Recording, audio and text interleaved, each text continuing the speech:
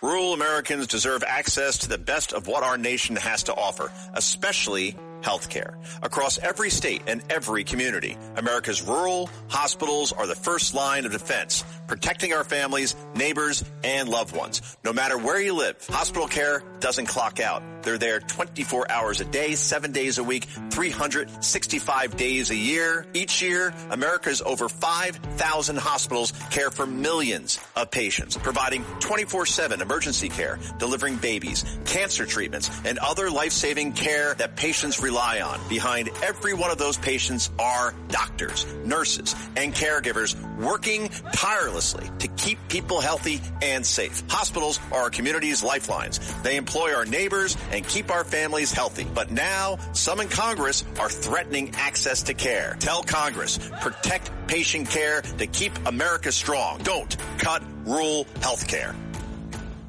Excuse me! Taxi! This is the 77 WABC minicast.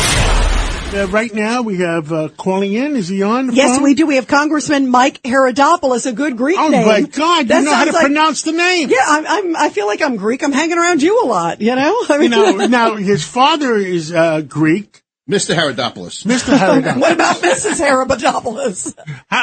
Now your mom was not Greek. Was that correct? That is correct. My mom is Irish English. They actually met in the FBI. She was a secretary. My dad was a special agent, and the rest is history. Wow, that's good genes. That's good genes. Wow. Wow. Now give us a report. What the heck is going on down in there, down in NASA in your district? Well, it's big news. It is exciting right now with Blue Origin, SpaceX launching about every 3 days satellites for the military or for commercial means. It's a boom time here in this where I represent. They call the Space Coast, and in about 2 or 3 weeks we're going to be launching Artemis. We'll put astronauts around the moon for the first time since 1972. Wow. Speaking of just technology, there, Congressman, look at how much. Like Space Force, lasers, all of that I've been watching some of the technology that they've been showing us tied to the attacks on Iran. And some of the laser technology, a lot of it going back to Space Force, going back to your area. Talk about how pivotal it is, especially in a time of national and international security. Oh, that's a great point. And it just shows what the weapons of war that we have and our ability to knock out the bad guys because of these technologically advanced weapons we put together. We proved again, not just here, but as you know, about a month ago in Venezuela as well. It is a fighting force like the world has never seen, and I think it's got to be very intimidating for the positive against our potential adversaries in the Chinese. What do you make of also the fact that you guys just had a vote, right? The Department of Homeland Security, and the Democrats didn't want to continue the funding. And then also there was the vote on the war resolutions vote. Talk about both of those with us. Well, I think President Trump said it best. Half these people are crazy. I mean, I'm a new member of Congress. I'm the former president of the Senate in Florida. And let's get things done. But this group is here to obstruct, to undercut the United States.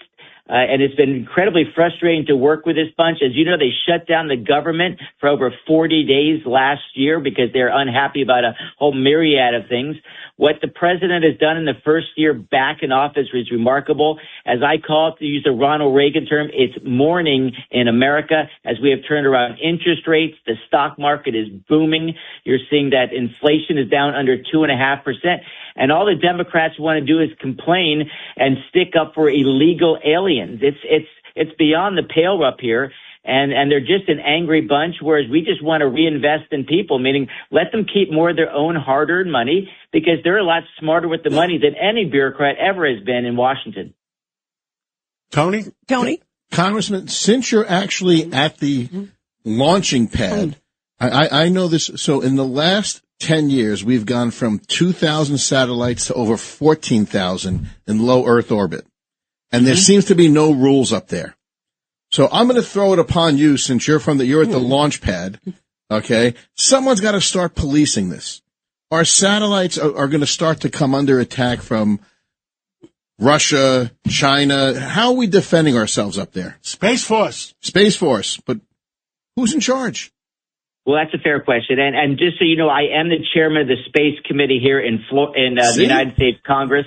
And it is something I can't discuss on the radio. We have to be in the skiff to talk about these things. But is that the dome of silence? The cone of silence. It is. And I, unlike Hillary Clinton, I believe in keeping my secrets.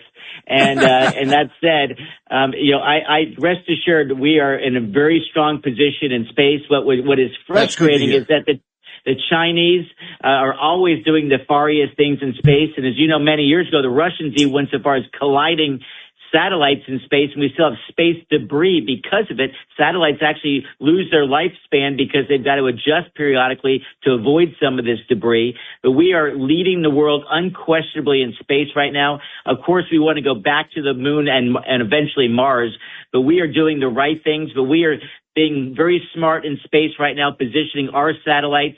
But there is a lot of room up there. You'd be shocked at the room that's up there. We just got to make sure the Chinese, who are always trying to steal our technology, let alone intercept our messages, that we're doing the right thing to protect that vital information. And, of course, having that space dominance, which leads to, of course, Earth dominance. Good. So you're way ahead of me. I like that.